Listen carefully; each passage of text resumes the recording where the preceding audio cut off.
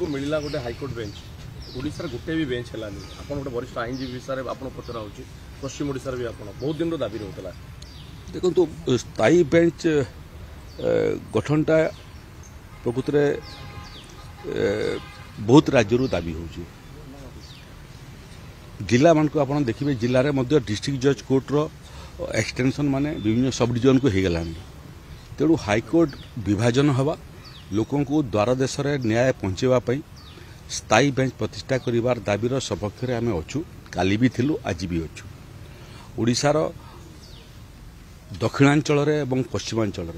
स्थायी बेंच प्रसंग करने बड़ आंदोलन ओडिशा देखी केन्द्र में मु सांसद थिला बेले पार्लियामेंट रे मध्य एक एकाधिक बार मु उठे विषय हूँ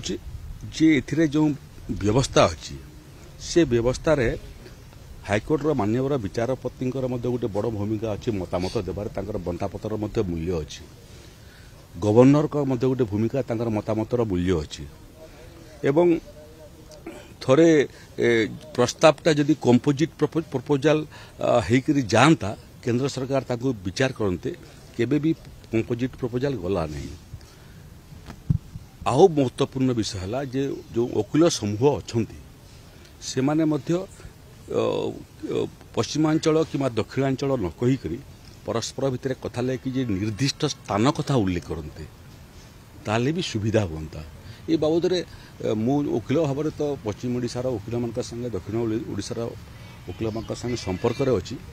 से भितर कनसेनसस तैयारी करने उद्यम करुचु कनसेनसस तैयारी हो गले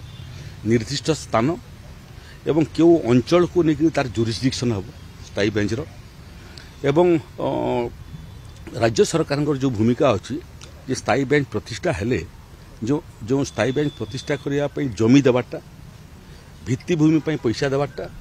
एवं रिकरिंग खर्च दैनंदिन खर्च देवाटा राज्य सरकार समस्या ने आम प्रस्तुत होचु।